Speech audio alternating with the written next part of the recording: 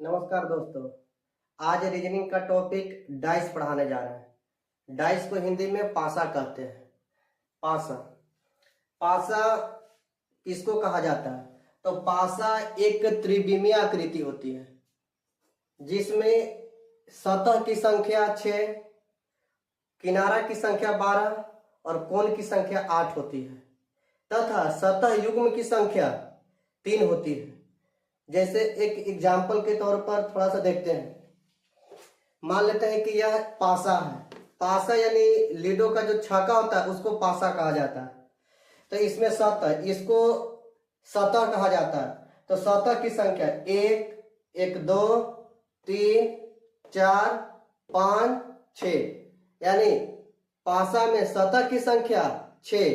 अब कोण की संख्या ऊपर में देखिए एक कोना है तो 1, 2, 3, 4, 4 ऊपर तो 4 नीचे, चारों 4 8। किनारा की संख्या 1, 2, 3, 4 ये किनारा और 1, 2, 3, 4 चारों 4 8 और एक 4 नीचे 1, 2, 3 और एक 4 यानी किनारा की संख्या 12। जब सतह की संख्या 6 होती है तो सतह युग्म, युग्म के मतलब जोड़ा, तो 6 में अगर 2 से हम भाग देंगे तो 2 3 आई 6 यानी जोड़ा कितना लगा 3 यानी सतह युग्म की संख्या 3 जो आपका बोर्ड पर सब दिया हुआ। पासा एक त्रिविमीय आकृति होती है 3D, अतः इसे घन आकृति भी कहा जाता है। पासा में सतह की संख्या 6 तथा कोण की संख्या 8, किनारा की संख्या 12 तथा सतह युग्म की संख्या 3 होती है। पासा मुख्यतः 2 प्रकार के होता है। पहला स्टैंडर्डाइज, हिंदी में मानक पासा। मानक पासा एक ऐसी पासा है जो 2 निकटवर्ती सतह का योग 7 नहीं होता है, अतः विपरीत का योग 7 होता है। जैसे एक हम पासा हम ले लिए, पासा है, इसमें 6, 5, 4 सतह। यहां पर बोला है कि 2 निकटवर्ती सतह का योग 7 नहीं होना चाहिए। 6 5 11, 6 4 10, 5 4 9, 7 नहीं हुआ यानी यह पासा है स्टैंडर्ड। स्टैंडर्ड में विपरीत का योग 7 होता है। आखिर विपरीत का योग 7 ही क्यों होता है? तो पासा में सतह होता है 1, 2, 3, 4, 5, 6 सतह होता है। तो शुरू का विपरीत लास्ट होगा ना, तो 6 और 1 को जोड़ेंगे तो 6 1 7, 2 5 7, 3 4 7 यानी पासा में विपरीत का योग 7 होता है। तो 6 में कितना जोड़ देंगे कि 7? 1 हो गया आंसर। 4 में कितना जोड़ देंगे कि 7? 3 हो गया आंसर। 5 में कितना जोड़ देंगे कि 7? 2 हो गया आंसर। अब दूसरा है जनरल डाइस, सामान्य पासा। सामान्य पासा एक ऐसी पासा है जो 2 निकटवर्ती सतह का योग 7 होता है, अतः विपरीत का योग 7 भी हो सकता है और नहीं भी हो सकता है।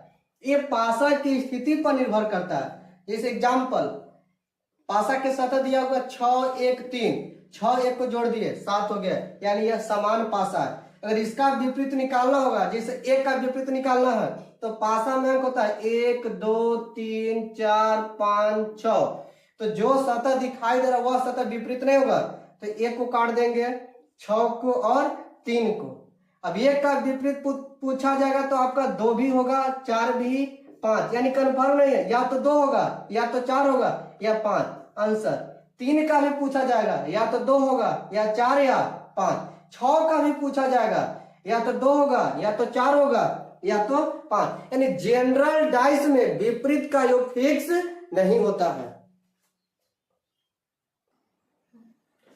टाइप 1 पहला क्वेश्चन है, नीचे दिए गए पासा के एक प्रारूपों को दर्शाया गया है तो बताएं कि 5 के विपरीत फलक पर कौन सा अंक आएगा।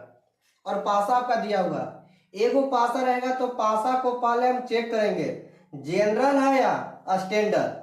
तो चेक करते हैं, 6 5 11, 5 4 9, 4 6 10 यानी कोई भी 2 निकटवर्ती सतह को हम जोड़े तो 7 नहीं आया, यानी यह पासा कैसा है स्टैंडर्ड। और स्टैंडर्ड में विपरीत फलक का योग 7 होता है।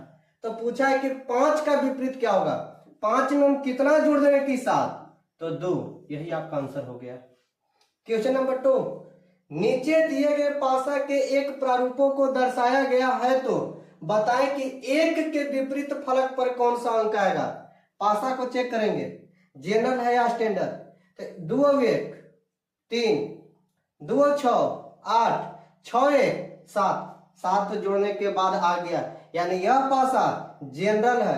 तो जनरल में विपरीत का योग कन्फर्म नहीं होता, तो जो पासा का सतह दिखाई देगा वह सतह विपरीत हो नहीं सकता। तो सतह पर दिखाई दे रहा है 1 2, पहले 1 से लेकर 6 तक अंक लिखे, 1 2 3 4 5 6। जो सतह दिखाई देगा वह विपरीत होगा नहीं, तो उसको पहले हम काट देंगे, 1 2 और 6 काट दिए। अब बच गया 3 4 5। आपको पूछा एक का विपरीत, एक का विपरीत या तो 3 होगा या 4 होगा या 5।